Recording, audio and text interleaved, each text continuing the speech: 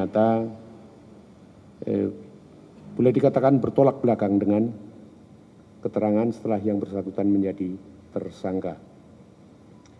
Berikutnya, kami akan menyampaikan keputusan LPSK tentang permohonan Ibu P. Ibu P sudah mengajukan permohonan sejak tanggal 14 Juli. Itu ditandatangani oleh Ibu P sendiri dan juga ada tanda tangan dari pengacaranya. Tetapi sejak awal memang ada kejanggalan dalam permohonan ini. Kejanggalan yang pertama, ternyata ada 2 permohonan lain yang diajukan oleh Ibu P ini bertanggal 8 Juli 2022 dan ada permohonan yang didasarkan pada LP yang diajukan oleh Polres Jakarta Selatan bertanggal 9 Juli. Tetapi keduanya ini bertanggal berbeda, tetapi nomornya sama. Oleh karena itu kami pada waktu itu barangkali terkesan lambatnya LPSK ini kok tidak memutuskan perlindungan kepada yang bersangkutan. Karena sejak awal memang terjadi kejanggalan-kejanggalan semacam ini. Dan kejanggalan ini makin kuat lagi setelah kami mencoba berkomunikasi dengan Ibu P sampai akhirnya kita kemudian kan baru 2 kali ketemu dengan Ibu P ya dari LPSK. Nanti Ibu Susi akan menjelaskan karena Ibu Susi termasuk yang bertemu dengan Ibu P pada tanggal 16 kalau tidak keliru. Kemudian yang kedua, pihak LPSK bertemu dengan Ibu P beberapa waktu yang lalu dan tetap tidak bisa mendapatkan keterangan apapun dari Ibu P. Bahkan saya selalu mengatakan kami juga ragu-ragu apakah Ibu P ini sebenarnya memang berniat mengajukan permohonan perlindungan kepada LPSK atau Ibu P ini sebenarnya tidak tahu menahu tentang permohonan tetapi ada desakan dari pihak lain untuk mengajukan permohonan sebagai dirindung LPSK. Nah, karena sudah sampai pada titik bahwa Barreskrim menghentikan pengusutan terhadap laporan yang diajukan oleh Ibu P dengan tindak pidana pelecehan seksual, ternyata tidak ditemukan tindak pidana tersebut. Oleh karena itu, LPSK memutuskan untuk menolak atau menghentikan penelaahan terhadap Ibu P ini karena memang ternyata tidak bisa diberikan perlindungan. Jadi bukan dasarnya karena pelakunya sudah meninggal kemudian SP3 atau apa, bukan, tetapi karena kasus ini sudah dihentikan oleh pihak kepolisian. Ini akan dijelaskan oleh Ibu Susila Ningtyas. Silakan Bu Susi.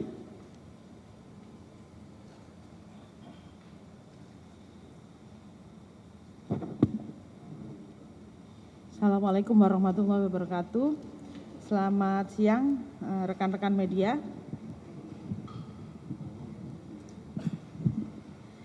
Ya, saya akan bacakan keputusan LPSK terkait dengan permohonan perlindungan yang disampaikan oleh Ibu Putri Chandrawati atau Ibu PC terkait dengan dugaan tindak pidana perbuatan asusila dalam sidang majelis pimpinan LPSK tertanggal 15 Agustus 2022 diputuskan untuk ditolak dan diberikan rekomendasi.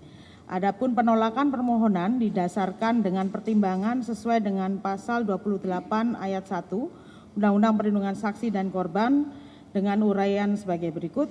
Yang pertama, sifat keterangan pemohon. Yang satu adalah permohonan perlindungan terhadap Ibu PC pertama kali disampaikan secara lisan oleh suaminya, Bapak Ferdi Sambo, pada tanggal 13 Juli 2022 di kantor Propam kepada petugas LPSK. Esoknya diikuti oleh permohonan perlindungan secara tertulis yang diajukan oleh kuasa hukumnya Hanis dan Hanis Advocates. Kemudian yang kedua, permohonan perlindungan didasarkan dengan laporan polisi nomor LP-B-1630-Romawi 7-SPKT-Polres Metro Jaksel-Polda Metro Jaya atas nama pelapor yakni pemohon dengan terduga pelaku Saudara Nofriansyah Yosua terkait dugaan tindak pidana kejahatan terhadap kesopanan dan perbuatan memaksa seseorang dengan kekerasan dan atau ancaman kekerasan dan atau kekerasan seksual berdasarkan pasal 289 KUHP dan atau pasal 335 KUHP yang dilaporkan ke Polres Jakarta Selatan pada 8 Juli 2022 dan 9 Juli 2022. Dalam kurung kita terdapat 2 LP yang sama diterbitkan dengan terduga korban adalah Ibu PC. Ibu PC berdasarkan LP tersebut dapat dinyatakan sebagai terduga korban pencabulan. Yang keempat, dalam upaya menggali keterangan dari pemohon, LPSK telah menemui pemohon pada hari Sabtu 16 Juli 2022 dan undangan asesmen psikologis yang dilayangkan sebanyak 3 kali. Asesmen psikologis dilaksanakan pada 9 Agustus 2022 di kediaman pemohon. Yang kelima, dari 2 kesempatan pertemuan dengan pemohon, LPSK tidak memperoleh keterangan tentang sifat penting keterangan dan peristiwa yang melatar belakangi pemohon mengalami trauma. Yang keenam, LP-B-1630-Romawi 7-SPKT-Polres Jakarta Metro Jakarta Selatan Polda Metro Jaya tentang pencabulan tersebut telah dihentikan proses hukum oleh Barreskrim Polri pada 12 Juli 2022 dan dinyatakan sebagai bagian dari rekayasa perkara pembunuhan Yosua. Yang ketujuh, LPSK menyatakan pemohon tidak memiliki sifat penting keterangan dan permohonan pemohon tidak didasarkan dengan itikat baik. Yang kedua, yang ini ya, Romawi kedua, tingkat ancaman yang membahayakan pemohon. Dari definisi ancaman dalam Undang-Undang Perlindungan Saksi dan Korban, ancaman adalah segala bentuk perbuatan yang menimbulkan akibat baik langsung maupun tidak langsung sehingga saksi dan atau korban merasa takut atau dipaksa untuk melakukan atau tidak melakukan sesuatu hal yang berkenaan dengan pemberian kesaksiannya dalam suatu proses peradilan pidana. Berdasarkan keterangan yang disampaikan suami pemohon pada pertemuan di kantor Kadif Propam pada 13 Juli 2022, ancaman terhadap pemohon yang dimaksud yaitu adalah pemberitaan media massa. LPSK berpendapat pemberitaan media massa bukan merupakan ancaman karena terhadap pemberitaan terdapat hak jawab sebagai mekanisme untuk menanggapi pemberitaan yang tidak benar. Berikutnya, hasil asesmen tingkat ancaman ini menunjukkan bahwa kondisi dan situasi pemohon saat ini tidak mencerminkan yang bersangkutan dalam situasi yang terancam jiwanya terkait dengan proses pemeriksaan perkara maupun potensi ancaman terkait pemberian kesaksian dalam proses peradilan pidana. LPSK berpendapat bahwa tidak ada ancaman yang dihadapi oleh pemohon dalam kasus yang dilaporkannya.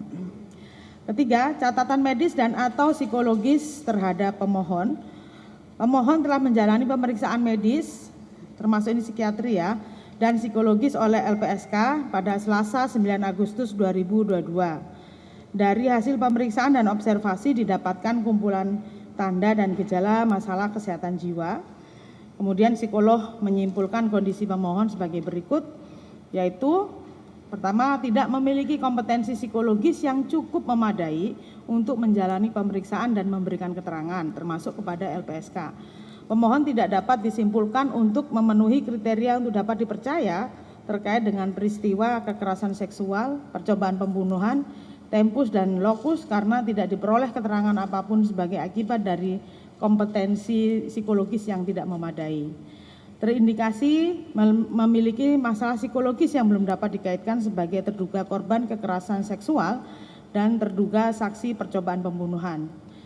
Kemudian tidak ditemukan adanya resiko keberbahayaan yang dipersepsikan sebagai ancaman dari pelaku kekerasan seksual yang sudah tewas, akan tetapi ditemukan potensi resiko keberbahayaan terhadap diri sendiri yang ditandai dengan kondisi psikologis menjadi PTSD disertai kecemasan dan depresi.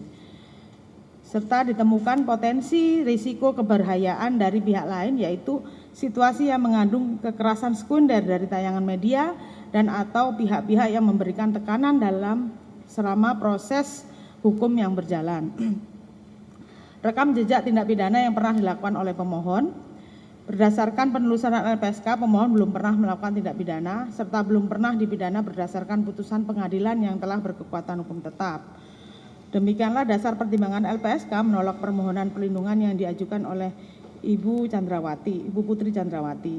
Namun, melihat kondisi pemohon, LPSK merekomendasikan kepada Kapolri, 1. Agar Pusdokes Polri untuk memberikan rehabilitasi medis atau psikiatri kepada pemohon agar pulih situasi mentalnya dan dapat memberikan keterangan dalam proses hukum terkait dengan pembunuhan Yosua yang tengah disidik oleh Barreskrim.